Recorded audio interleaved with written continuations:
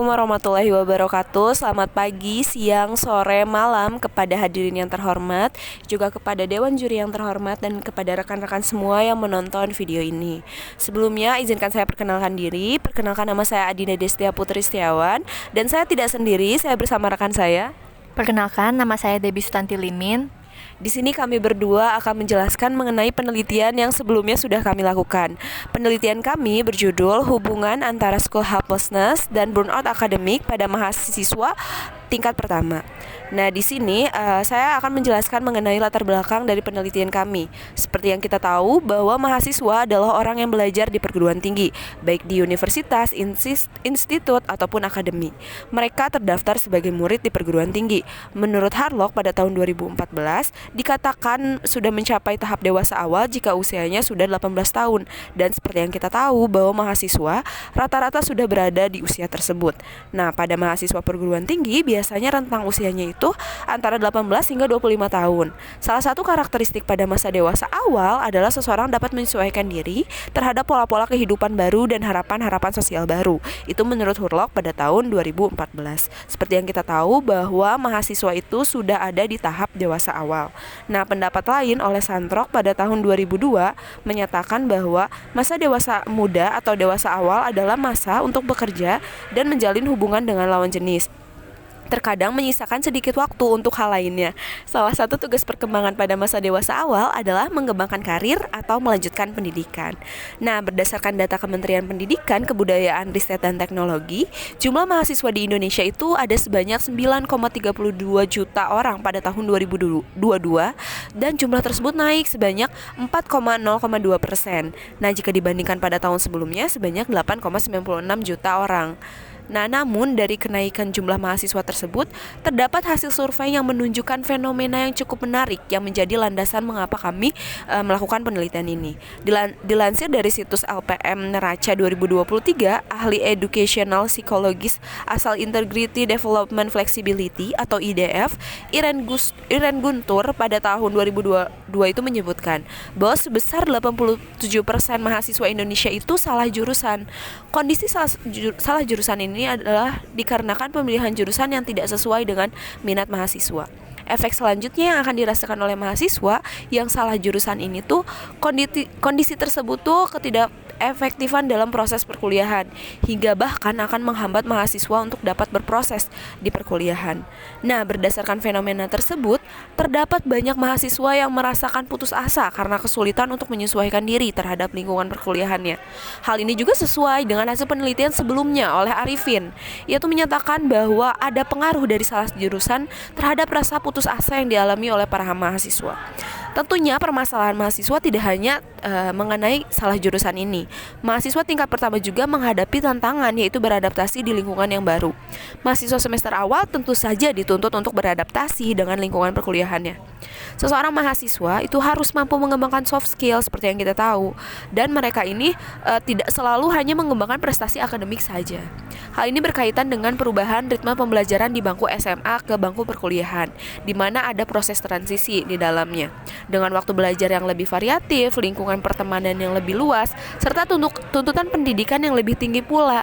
Nah, mahasiswa akan mendapatkan tuntutan yang lebih banyak untuk menyelesaikan tanggung jawab mereka. Dan dari hasil penelitian yang dilakukan oleh Automo et al. Pada tahun 2017 mengenai penyesuaian diri pada mahasiswa baru tahun pertama dan kedua di Universitas Surabaya, ditemukan bahwa faktor yang menentukan penyesuaian diri individu sebagai mahasiswa baru itu tuh ada 5 faktor, yaitu kecemasan akademik, kompetensi dan motivasi, hambatan fisik dan psikologis, juga pertemanan, serta keterbukaan dan kepercayaan diri. 5 faktor tersebut memiliki pengaruh terhadap penyesuaian diri, baik akademik, sosial, personal, emosional, dan institutional attachment.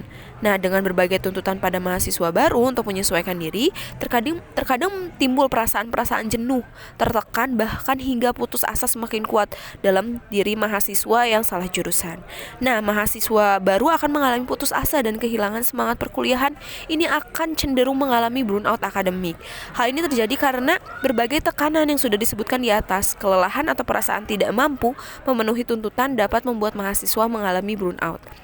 rasa putus asa ini dapat memunculkan kondisi burnout pada mahasiswa. Begitu juga ketika mahasiswa merasakan burnout pada proses perkuliahan, perlahan-lahan ia akan kehilangan motivasi untuk berkuliah karena merasa dirinya tidak mampu mengatasi situasi akademik burnout tersebut.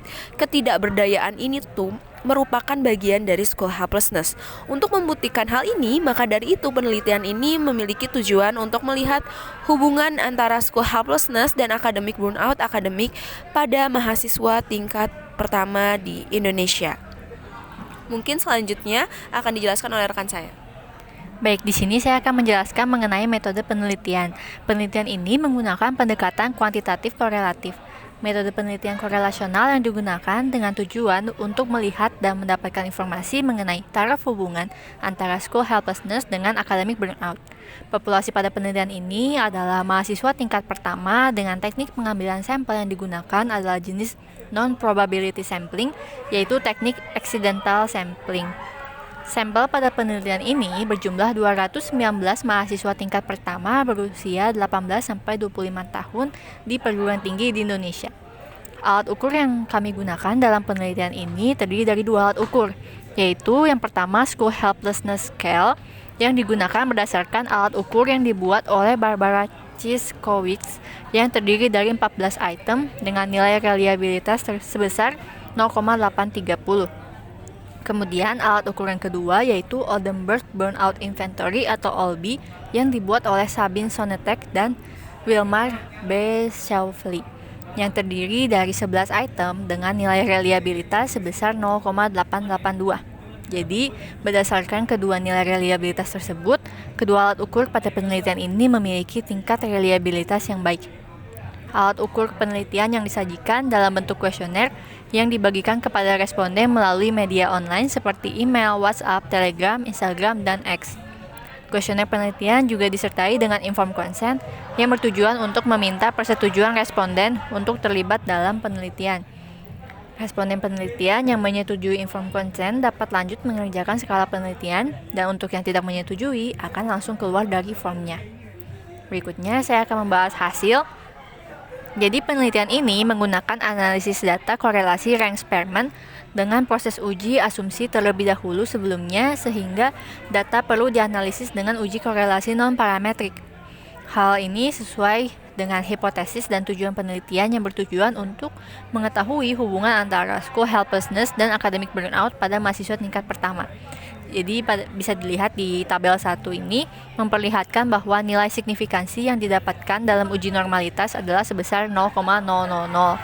Nilai tersebut lebih kecil daripada 0,05 dan dapat diartikan bahwa data tidak berdistribusi normal. Oleh karena itu, analisis data pada penelitian ini dianalisis dengan analisis korelasi non-parametrik yaitu rank Spearman.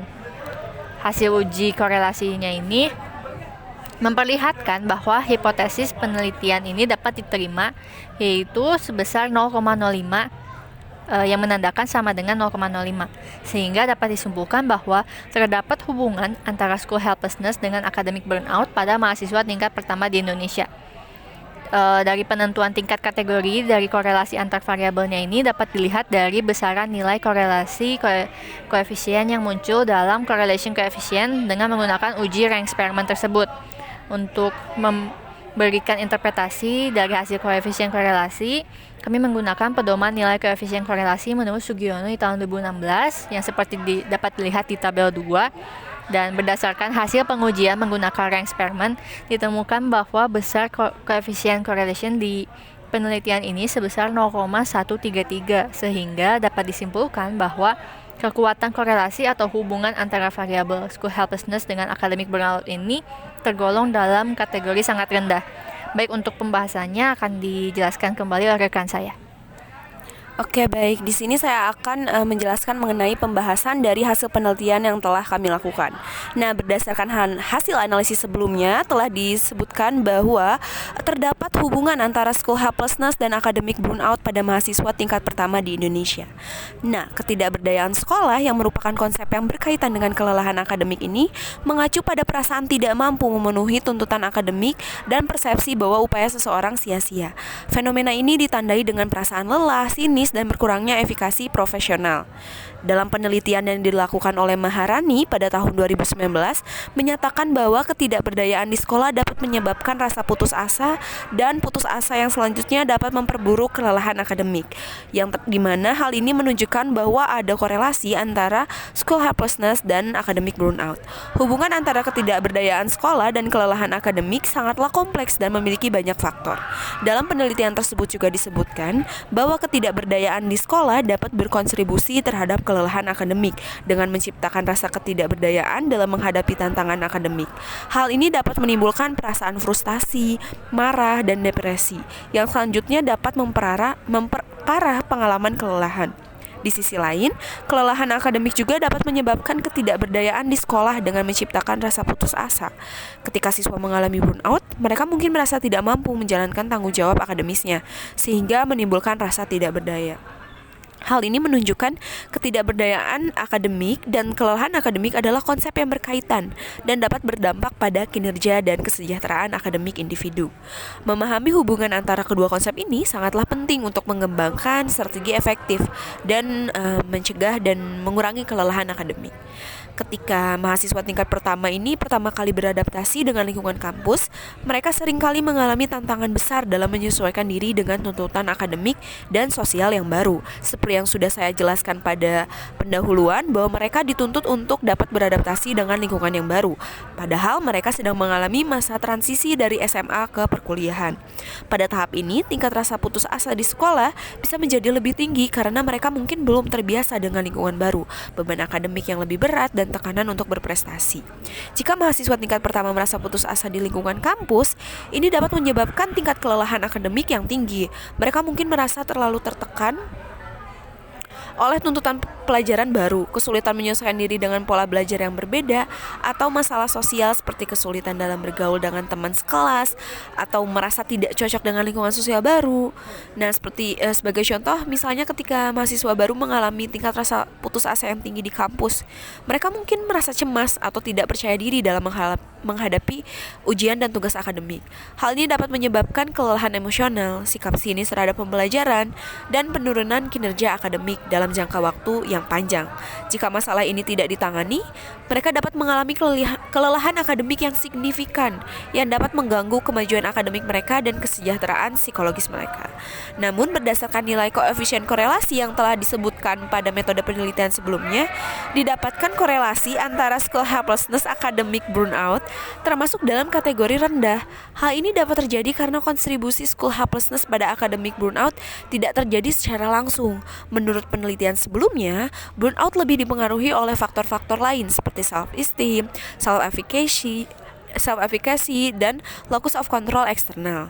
Nah, hal ini tuh dikarenakan menurut penelitian sebelumnya yang dilakukan oleh Dameriti dan Neck-Reiner pada tahun 2001 menyatakan bahwa burnout dapat terjadi disebabkan tingginya tuntutan namun memiliki sedikit resource atau sumber daya. Sehingga ketika seorang ingin mengurangi burnout, maka perlu untuk memperbanyak resource atau sumber daya.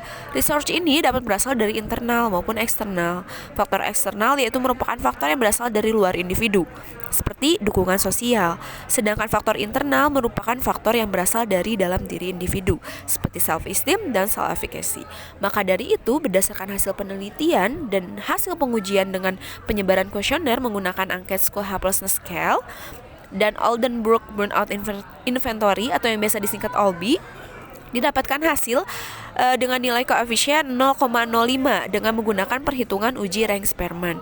Dari hasil tersebut dapat ditarik kesimpulan bahwa terdapat hubungan antara school helplessness dengan academic burnout.